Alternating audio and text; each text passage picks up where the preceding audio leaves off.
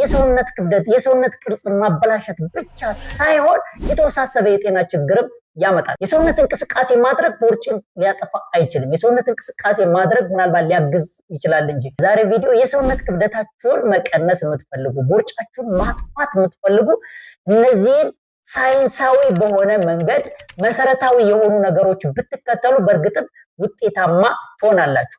ስለዚህ በዛሬ ቪዲዮ እዚህ ላይ መሰረት አድርገን የምንነጋገር ይሆናል። የመጀመሪያ ማድረግ ያለባችሁ ዋና መሰረታዊ ነገር አመጋገባችሁ ነው። አመጋገባችሁ ላይ በጣም ወሳኝ ነገር ነው።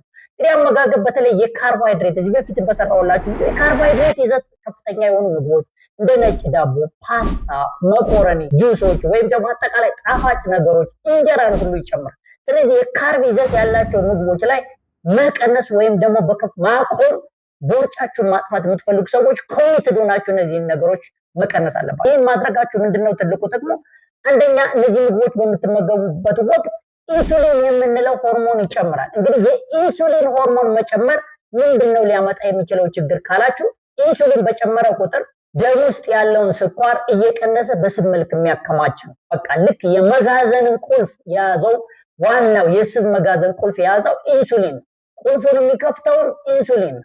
ስለዚህ አንድ ሰው እነዚህ የካርቦሃይድሬት ይዘታቸው ከፍተኛ የሆኑ ምግቦችን እንደ ፓስታ፣ መኮረኒና የመሳሰሉ ምግቦችን በብዛት አብዝቶ የሚመገብ ከሆነ በከፍተኛ ደረጃ በደም ውስጥ ያለው ስኳር መጠን ከፍ ይላል። ስለዚህ ያንን ስኳር ለመቀነስ ብሎ ደግሞ ኢንሱሊን ከደም ውስጥ ያለውን ስኳር ቀንሶ በጮማ መልክ ያከማቸዋል ማለት ነው። ስለዚህ ሰዎች ከነዚህ ምግብ በራቁ ቁጥር የኢንሱሊን መጠን ይቀንሳል። የኢንሱሊን መጠን ከቀነሰ ደግሞ እንዳውም የተከማቸውን ስብ ለመጠቀም እድሉ ይኖራቸዋል እንጂ ይበልጥ ለማከማቸት እድል አይኖርም ማለት ነው። ነገር ግን እነዚህ የካርቦሃይድሬት ምግቦች አዘውትራችሁ በምትመገቡበት ወቅት ልጅ ውስጥ ብዙ ምግብ እያለው ሌላ ምግብ እንደማምጣት ማለት ነው። ስለዚህ ኢንሱሊን ምን ያደርጋል? መጋዘኑን እየከፈተ ያከማቻል። ብዙ ምግብ አለ መጋዘኑ ውስጥ፣ ተጨማሪ ምግብ ደግሞ እያከማቸ ይሄዳል። ስለዚህ ከነዚህ ምግቦች ግን ስትርቁ የኢንሱሊን መጠን ይቀንሳል። እንዳውም ከተከማቸው ስብ ላይ ሰውነታችሁ ለኢነርጂ የሚጠቀምበት ይሆናል። ስለዚህ ካርቦሃይድሬት ይዘት ያላቸውን ምግቦች መቀነስ ወይም ማቆም አንደኛው መሰረታዊ የሆነ ጉዳይ ይሆናል ማለት ነው። ሁለተኛው በእነዚህ ምግቦች ይልቅ ፋይበርነትና ፕሮቲን ይዘት ያላቸውን ምግቦች አዘውትሮ መመገብ ነው። እንግዲህ ካርቦሃይድሬትን ካቆማችሁ ወይም ደግሞ ከቀነሳችሁ ደግሞ እንደ ፕሮቲን ማለት እንደ እንቁላል፣ ባቄላ፣ አተር፣ ስጋ የመሳሰሉት ምግቦች ላይ ማለት ነው።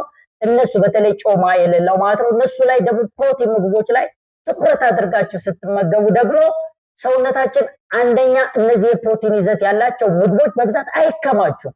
አሚኖ አሲድስ እንደሌሎቹ እንደ ካርቦሃይድሬት ስቶር ወደ ስብነት የመቀየር የላችሁ። ሁለተኛ ደግሞ የኢንሱሊን መጠናችሁም ያን ያህል ከፍተኛ ስለማይሆን ሰውነታችሁ የተከማቸውን ኢነርጂ የመጠቀም እድል ወይም በስብነት የተከማቸውን ኢነርጂ ይጠቀማል ማለት የሚጠቀምበት ሁኔታ ይኖራል። ስለዚህ ሰውነት ክብደትን ትቀሩ። ስለዚህ አመጋገባችሁን የፋይበር ይዘት ፋይበር እንግዲህ በብዙ አሉ። ለምሳሌ እንደ ተልባ፣ ቺያ ሲድ የመሳሰሉት የፋይበር ይዘታቸው ከፍተኛ የሆኑ ምግቦች ናቸው።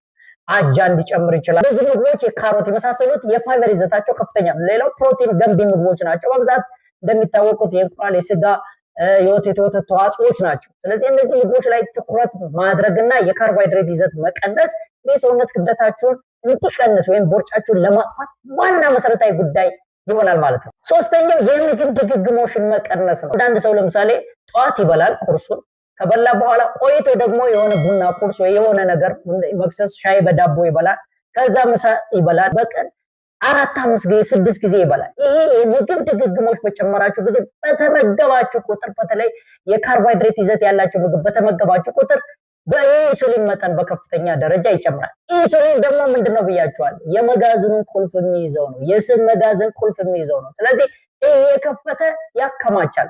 እንኳን የተከማቸውን ልትጠቀሙት ይቅርና የበለጠ እየጨመራችሁ ይሄዳል። ሰውነታችን እንደዚህ ነው የሚሰራው። ለክፉ ቀን ብሎ ሁልጊዜ እያከማቸ ነው የሚሄደው። ስለዚህ የተከማቸውን ነገር እንዲጠቀምበት እድል መክፈት ከፈለጋችሁ የምግብ ድግግሞሽን መቀነስ ነው። ይሄ ምን ማለት ነው? ቁርስ በላችሁ በቃ አትበሉ። ቢያንስ እስከ 7 እስከ 8 ሰዓት ድረስ ምንም ነገር አትበሉ። ምሳ ትበላላችሁ። ከዛ ማታ ላይ 12 ሰዓት ላይ ትጨርሳላችሁ። ከ12 ሰዓት በኋላ ምግብ መመገብ ከቻላችሁ በተለይ የሰውነት ክብደት መቀነስ የምትፈልጉና ቦርጭ እንዲጠፋ የምትፈልጉ ሰዎች በቀን 2 ጊዜ ብትመገቡ በጣም ወሳኝ ነው። እንዴት? አንደኛ 12 ሰዓት ከ12 ሰዓት በኋላ አትመገቡ። 12 ሰዓት በኋላ ምንም አትመገቡ። ምክንያቱም ሌሊት ላይ አንደኛ ሰውነታችን መኝታ በሆነ ስለሆነ በብዛት የምናሳልፈው በኢነርጂ የሚጠቀምበት መንገዱ ይቀንሳል። ስለዚህ 12 ሰዓት ትመገባላችሁ፣ ከዛ ታቆማላችሁ። ጠዋት ላይ ትንሽ አረፈድ ብላችሁ 4 ሰዓት፣ ይሄ ማለት 16 ሰዓት ጾም ማለት ነው። በዚህ መንገድ የምግብ ድግግም በተለይ በመሃል እንደ መክሰስ፣ ቁርስ እየተባሉ የሚጨመሩ ነገሮች የኢንሱሊን መጠናቸውን ከፍ ስለሚያደርጉ በኢንሱሊን መጠን በጨመረ ቁጥር ደግሞ ምግብ በስብ መልክ እየተከማቸ ስለሚሄድ የሰውነት ክብደታችሁን መቀነስ የምትፈልጉ ቦርጭ ማጥፋት የምትፈልጉ ሰዎች የምግብ ድግግምን መቀነስ ይኖርባቸዋል ማለት ነው። አራተኛው እንቅልፋችሁን መመልከት ነው።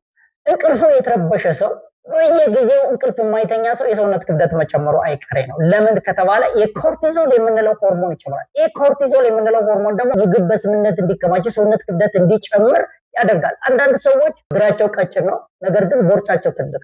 እግራቸው ሲታይ ቀጭን ነው፣ ፊታቸው ሲታይ ቀጭን ነው፣ ነገር ግን ቦርጫቸው ትልቅ። ይህ ብዙ ጊዜ ከኮርቲዞል ጋር ሊገናኝ የሚችልበት ሁኔታ ይኖራል። ስለዚህ የኮርቲዞል ሆርሞን በጨመረበት ቁጥር ሁልጊዜ የስብ መጠን እየጨመረ ይሄዳል። ስለዚህ ጤናማ የሆነ እንቅልፍ መተኛት በተለይ ከ7 እስከ 9 ሰዓት ያለው እንቅልፍ ጤናማ እንቅልፍ መተኛት። ይህንን እንግዲህ ለማድረግ እንዴት ጤናማ እንቅልፍ መተኛት አለበት? አንደኛ የምትተኙበትን ሰዓት ተመሳሳይ ሰዓት መተኛትና መነሳት፣ እንዲሁም የምትተኙበትን ቦታ በጣም ጨለማና ዳርክ ኳይት የሆነ የተረጋጋ መሆን፣ ከሞባይል ከቲቪ ከመሳሰሉት ነገሮች ማራቅ፣ እንዲሁም ደግሞ ሀሳባችሁን በጊዜ ጨርሶ መተኛት፣ አነቃቂ ነገሮችን እንቅልፍ ሊነሳችሁ ስለሚችል ማለት ነው። እዚህም በተጨማሪ ደግሞ አነቃቂ ነገሮችን እንደ ቡና፣ ኮካኮላ የመሳሰሉት ከ12 ሰዓት በኋላ መጠጣት የለባችሁ ማለት ነው። በዚህ መልኩ የጤናማ የሆነ እንቅልፍ መተኛት ይኖርባቸዋል። አምስተኛው ጭንቀትን መቀነስ ነው። እንግዲህ ጭንቀት የሚበዛባቸው ሰዎች በተለያዩ መንገድ የሰውነት ክብደታቸው ይጨምራል። ይህ የታወቀ ነገር ነው። ስለዚህ ምክንያቱም ደግሞ በተለይ እነዚህ የስትረስ ሆርሞኖች እንደ ኮርቲዞል፣ ኖርአድሬናሊን የምንላቸው የሰውነት ክብደት እንዲጨምሩ የኮርቲዞል መጠን እንዲጨምር እዚህ ስትረስ ማኔጅመንት ነው። ስለዚህ ስትረስ አለው በላይፋችሁ ወይ እንቅልፍ የስራ ጫና በጣም የበዛበት እንቅልፍ ታጣላችሁ። እነዚህ ነገሮችን ማኔጅ ማድረግ ነው እንግዲህ የሰውነት ክብደታችሁን ለመቀነስ ወይም ደግሞ ቦርጫችሁን ለማጥፋት ሌላው መሰረታዊ ጉዳይ ማለት። ስድስት እንግዲህ የአካል ብቃት እንቅስቃሴ። ውድ ተመልካቾች የአካል ብቃት እንቅስቃሴ 10% 90% ከላይ የነገርኳችሁ ነገሮች ናቸው። አንዳንድ ሰው የሰውነት እንቅስቃሴ ያደርጋል፣ ግን የሰውነት እንቅስቃሴ አድርጎ ፓስታ የሚበላ ከሆነ መኮረኒ የሚበላ ከሆነ ውሃ ቅዳ ውሃ መልስ ነው የሚሆነው። የሰውነት እንቅስቃሴ አድርጋችሁ የምትመገቡትን ምግብ ማየት መቻል አለባችሁ። ከፕሮቲን ይዘት ያለው ምግብ መሆን አለባት። አለበለዚያ ደግሞ ጤናማ ቅባት ያላቸው ምግቦች መሆን አለባቸው። በተለይ የሰውነት ክብደትና መቀነስና ቦርጭ ማጥፋት የምትፈልጉ ሰዎች ግን በተለይ ሃይ ኤነርጂ የምንላቸውን ሃይ ካሎሪ ያላቸውን ቅባትነት መቀነስ ሊኖርባችሁ ይችላል። ለምሳሌ ሃይ ካሎሪ የሚባል ጮማ ሊኖር ይችላል፣ ወይም ደግሞ የእንቁላል አስኳል ሊሆን ይችላል። እነዚህ ራሱ ኢነርጂ ስቶር እንዲያደርጉ ስለሚያደርጉ መቀነስ ሊኖርባችሁ ይችላል። ግን አጠቃላይ ግን ወደ ፕሮቲን ምግቦች ላይ ትኩረት ማድረግ፣ ስፖርት ከሰራችሁ በኋላ ገንቢ ምግቦች ላይ ትኩረት ማድረግ ነው እንጂ ስፖርት ሰርታችሁ ፓስታ ወይ ዳቦ የምትበሉ ከሆነ ውሃ ቅዳ ውሃ መልስ ይሆናል ማለት ነው። የሰራችሁት እንደማጥፋት ነው። ስለዚህ በዛ መልኩ ይሆናል። ግን ኤክሰርሳይዝ ማድረግ ቢያንስ በተለይ ሰውነት ክብደት አንድ የቀነሳችሁትን የሰውነት ክብደት አስጠብቆ ለመቀጠል ይጠቅማችሁ። ቦርጭ እንዳይፈጠርባቸው የሚያደርጉ ሰዎች ዕለት የሚሰሩት የሰውነት እንቅስቃሴ ኤነርጂ ስቶር እንዳይሆን ስለሚያደርግ ይከላከላቸዋል። በአንጻሩ ግን የሰውነት ክብደት ከፍ ያሉ ወይም ደግሞ ቦርጭ ያለባቸው ሰዎች ግን ከላይ የዘረዘርኳቸው ከአመጋገብና ከአኗኗር ያለው በጣም መሰረታዊ ጉዳይ ነው። ከሱ ላይ ኤክሰርሳይዝ እንግዲህ እንደተጨማሪ ይሆናል። 90% ግን ላይፍ አመጋገባቸው ማለት ነው እና አኗኗራቸው ይሆናል። በዛ ላይ 10% ደግሞ የሰውነት እንቅስቃሴ ማድረግ ነው። የመጨረሻው ኮሚትመንት ነው። በጣም ኢምፖርታንት የሆነው ነገር ኮሚትመንት ነው። ኮሚትመንት ማለት ብዙ ሰዎች የሆነ ታይም ይሰራሉ፣ የሰውነት ክብደት ይቀንሳሉ፣ ከዛ ያቆሙታል፣ ይመለሳል። ሰውነታቸው ተመልሶ ማለት ነው ሪሴት ያደርጋል። ስለዚህ ኮሚትመንት ነው። ኮሚትመንት ሁልጊዜ የየዕለት የህይወት መመሪያ ልታደርጉት ይገባል በየዕለቱ። ስለዚህ አንድ ሰው ግን ወይም ደግሞ ፕላን አቅዶ ያንን ውጤት እስኪያገኝ ድረስ ኮሚትድ ሆኖ መስራት አለበት። በቃ ኮሚትድ ሆኖ መስራት። ስለዚህ ኮሚትመንት ያላቸው ሰዎች ናቸው የሰውነት ቅርጻቸውን አስተካክለው ቦርጫቸውን አጥፍተው ጤናማነታቸውን የሚያስቀጥሉ። ስለዚህ ኮሚትመንት በጣም ወሳኝ ነው። ቁርጠኝነት ማለት ነው ልታደርጉት ያሰባችሁትን ነገር ሳታቋርጡ ቀጣይነት ባለው ነገር ውጤት እስክታገኙበት ድረስ መቀጠል፣ ካገኛችሁበት በኋላ ደግሞ ያንኑ ማስቀጠል በጣም መሰረታዊ ነገሮች ናቸው። ውድ ተመልካቾች ከላይ የዘረዘርኩላችሁን 8 ነጥቦች በትክክል ካደረጋችሁ የምትፈልጉትን ውጤት ታገኛላችሁ። አይሆፕ የሚጠቅም መረጃ እንዳገኛችሁ እረዳለሁ። በቀጣይ በሌላ ቪዲዮ እስክንገናኝ ድረስ ሰላምና ጤና ከእናንተ ጋር ይሁን።